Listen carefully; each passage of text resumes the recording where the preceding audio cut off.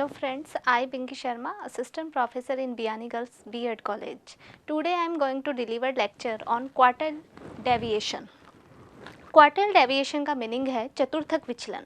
चतुर्थक से मीन होता है कि किसी भी समंग श्रेणी का 1/4 पार्ट चतुर्थक से 1/4 पार्ट है, और विचलन से मीन है कि जो भी उनका विचलन आता है, विचलन से मीनिंग होता है कि पदमालाओं के बीच में जो भी अंतर रहता है जिसे चतुर्थक विचलन कहा जाता है। चतुर्थक विचलन में जो दो चतुर्थक काम में लिए जाते हैं Q3 एंड Q1। Q3 जो उच्च चतुर्थक में आता है और Q1 जो निम्न चतुर्थक में आता है। निम्न चतुर्थक जो होता है वो छोटे वाले भाग का मध्य मूल्य होता है, और उच्च चतुर्थक जो होता है वो बड़े वाले भाग का मध्य मूल्य होता है।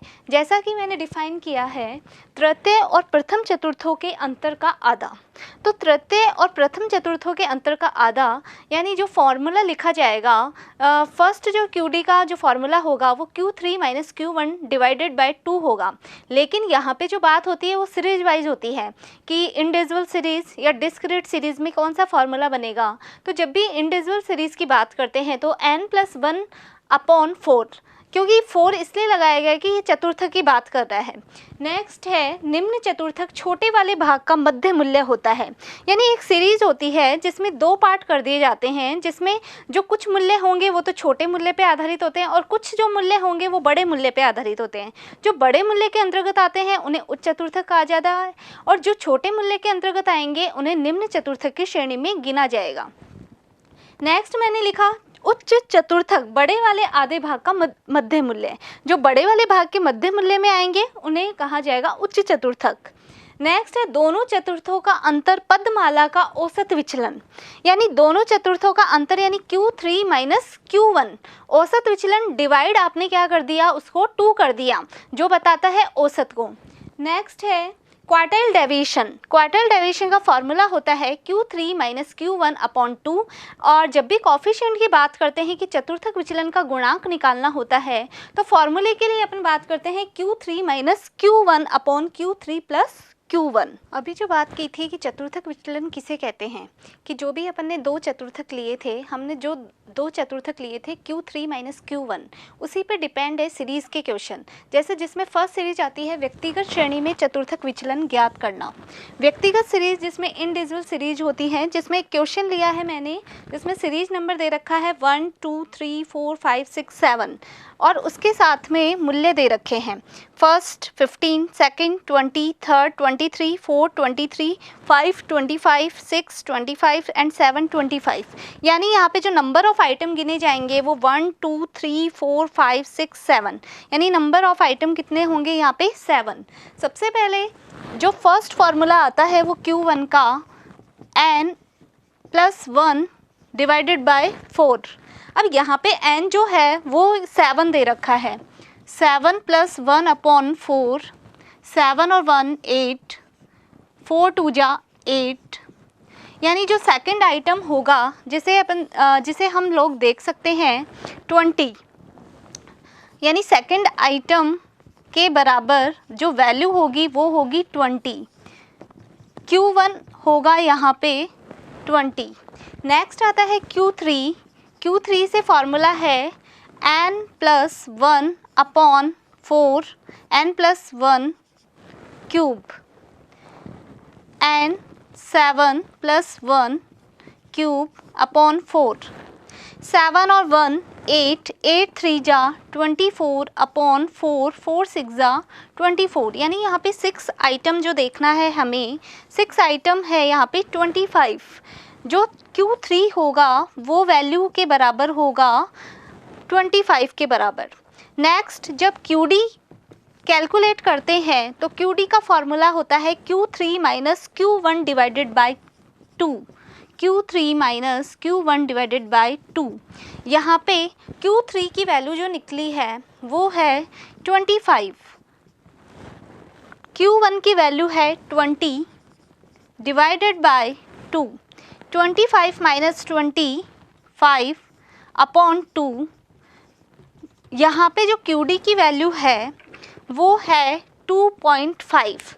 सेम तरीके से जो कॉफिशिएंट ऑफ क्वार्टाइल डेविएशन होता है कि दोनों वैल्यू अगर अपन को पता चल जाए कि Q3 और Q1 क्या होगा, तो सेम तरीके से फॉर्मूला अप्लाई करके देख सकते हैं Q3 minus Q1 upon Q3 plus Q1।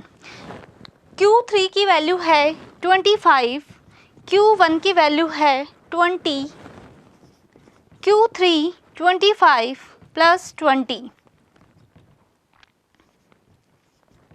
यहाँ पे 25 माइनस 25 अपॉन 45, जिसका वैल्यू होगी 0.11, यानी कॉफिशिएंट ऑफ क्वार्टाइल डेविएशन जो होगा वो होगा 0.11 के बराबर।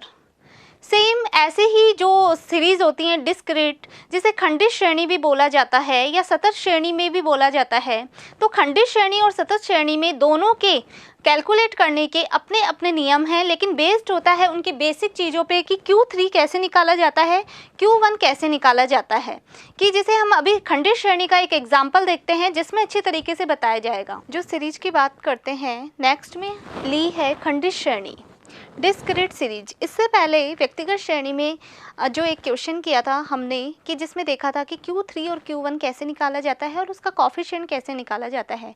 सेम एज ए खंडित श्रेणी में देखेंगे कि जो एक क्वेश्चन लिया है जिसमें प्राप्तांक गिवन है, विद्यार्थियों की संख्या गिवन है, यानी X और F गिवन है, लेकिन किसी भी सीरीज में जैसे कि इससे पहले जो मध्यिका पढ़ी थी या माध्यिका पढ़ी थी कि जिसमें किसी भी सीरीज़ की वैल्यू को आरोही या अवरोही क्रम में अरेंज करते हैं, या तो आरोही में कर सकते हैं या अवरोही क्रम में कर सकते हैं। तो सेम ऐसे ही कि अगर कोई भी सीरीज़ दी जाती है तो उसे सबसे पहले आरोही अवरोही क्रम में करते हैं, देन उसके बाद उसकी क्यूमुलेटिव फ्रीक्वेंसी निकाली जाती है। यहाँ पे क्यूमुलेटिव फ्रीक्वेंसी निकाली है, यानी आपको F गिवन था, आप F से CF निकाल सकते हैं, यानी first value as it is रहती है, फिर फर्स्ट वैल्यू में सेकेंड ऐड होती है, सेकेंड में थर्ड ऐड हो जाती है, थर्ड में फोर्थ, तो ऐसे ही सेम एज आगे तक वैल्यू ऐड होती जाती है। और ये चेक करने का पता इसलिए चलता है कि जो ये आपका टोटल जो आता है, यानी यहाँ पे आपका 542 आया, और जब आप CF भी निकालोगे यानी जो लास्ट वाला जो आपका नंबर आएगा क्यूमुलेटिव का, तो वो भी क्या आएगा 542 आएगा, यानी दोनों से पता चल रहा है कि जो आपने ऐड किया था वो बिल्कुल सही है। नेक्स्ट इसका फार्मूला जो लिया था, इससे पहले वाला सेम फार्मूला था, वही यहाँ पे अप्लाई होगा। Q1 equals to n plus 1 upon 4। यहाँ पे जो n आएगा वो इंडिविजुअल सीरीज थी जिसमें अपन सिंपल से नंबर ऑफ आइटम लिख देते थे कि 1 2 3 4 5 6 7। यहाँ पे 7 नहीं लेना, यहाँ पे जो n की वैल्यू होगी वो 542 होगी। 542 प्लस 1 अपॉन 4, 543 अपॉन 4 का डिवाइड करेंगे 543 में, यानी 543 में 4 से डिवाइड किया 135.75। 135.75 जो आपकी वैल्यू आई वो कौन सी इसमें नंबर में मैच होती है या जिसमें मिलती है। यहाँ पे आप देख सकते हैं कि 63 में 135.75 इंक्लूड नहीं है, यानी 135.75 इंक्लूड है 193 की, जिसकी वैल्यू है 5 के बराबर, यानी Q1 आपका वैल्यू कितना होगा 5 के बराबर।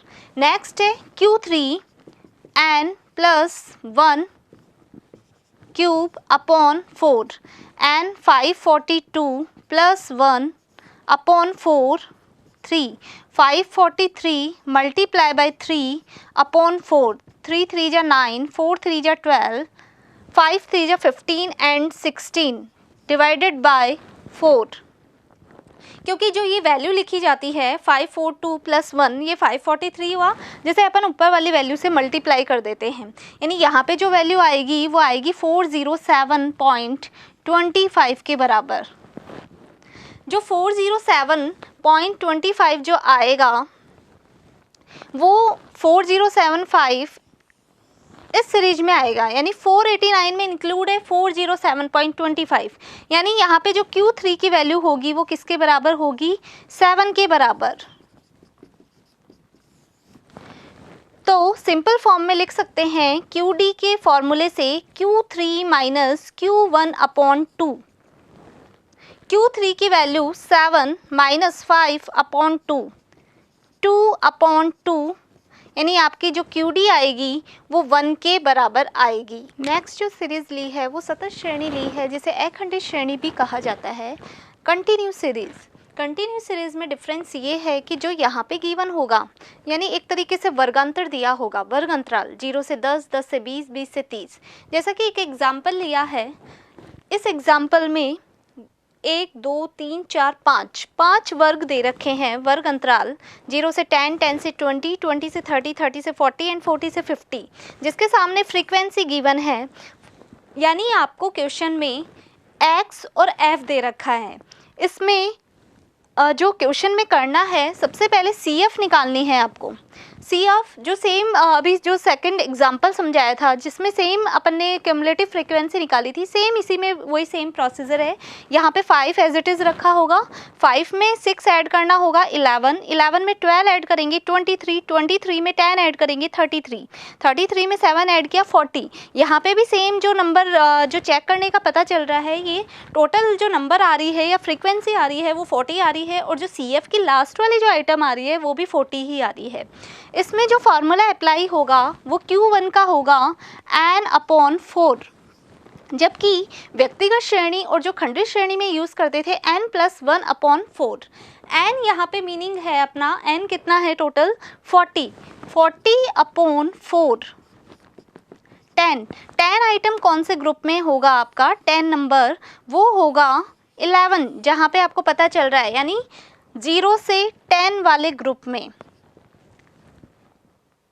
सॉरी, ये होगा 10 से 20 वाले में, 10 से 20, 10 से जो 20 वाला जो ग्रुप होगा, कि इसमें जो इसकी क्यूमुलेटिव फ्रीक्वेंसी है 11, लेकिन जस्ट जो देखते हैं फॉर्मूले के अकॉर्डिंग C जो दे रखा है वो होगा C5। नेक्स्ट फार्मूले में F देखा जाएगा तो इसकी खुद की जो फ्रीक्वेंसी होगी इस ग्रुप की वो होगी 6, एंड L1 जो लोअर लिमिट होती है, जिसमें पता चल रहा है कि 10 से 20 वाला जो ये ग्रुप है, इसमें इसकी फ्रीक्वेंसी है 6 एंड 11। जो 6 इसकी खुद की फ्रीक्वेंसी है, C जस्ट जो क्यूमुलेटिव फ्रीक्वेंसी वाला जो ग्रुप होता है जस्ट उससे ऊपर वाले ग्रुप की देखते हैं। यहाँ पे जो आएगा C 5 की वैल्यू के बराबर आएगा।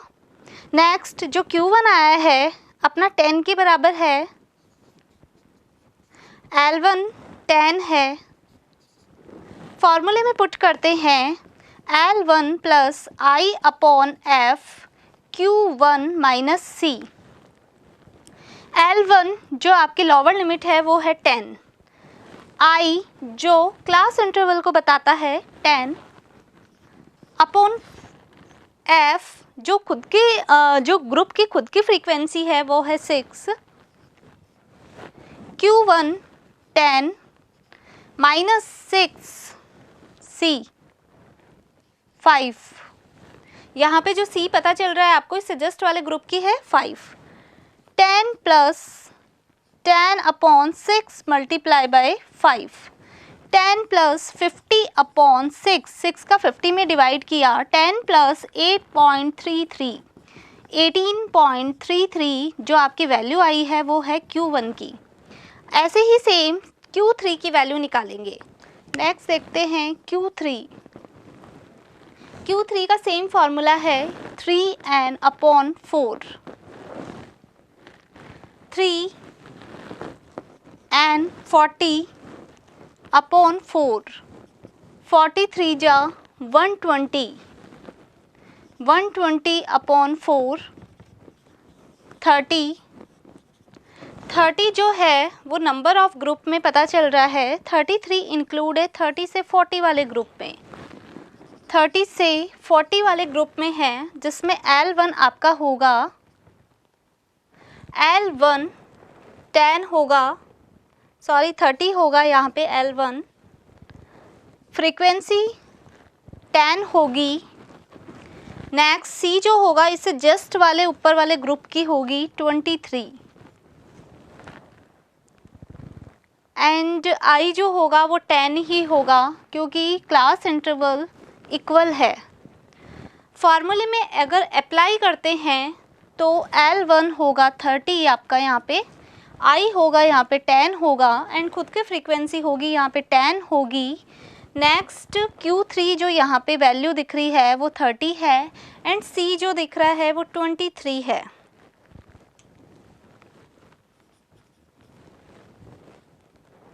(23) 30 प्लस 10/10 मल्टीप्लाई बाय 30 माइनस 23 अब 30 माइनस 23 मल्टीप्लाई बाय 7। यहाँ पे पता चल रहा है 10 से 10 कैंसिल हो गया है, 30 प्लस 7 यहाँ पे जो Q3 की वैल्यू निकली है वो होगी 37 के बराबर।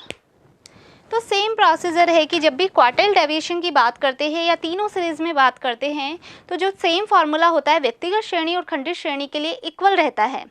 जैसा कि एग्जाम्पल देख चुके, हमने यहाँ 3 एग्जाम्पल किए हैं अलग अलग सीरीज वाइज, जिसमें कि Q3 और Q1 को निकालना है। बाकी जो क्वार्टाइल डेविएशन का जो सेम फार्मूला है वो सेम लगता है तीनों सीरीज के लिए, Q3 माइनस Q1/2, जिसमें हमने 3 एग्जाम्पल देखकर करे हैं। जो डिफरेंस है इस फॉर्मूले में, जो सतत श्रेणी जो अभी पढ़ी है Q1 के लिए n/4 यूज़ होता है, जबकि व्यक्तिगत श्रेणी में n+1/4 यूज़ होता है। और जो क्लास इंटरवल होता है, क्लास इंटरवल के लिए जो एक तरीके से लिमिटेशन होती है कि अपर लिमिट और लोअर लिमिट पे आधारित होता है कि अगर लोअर लिमिट है तो उसको ऐड कर देते हैं और अगर अपर लिमिट है तो उसको माइनस कर देते हैं। Thank you.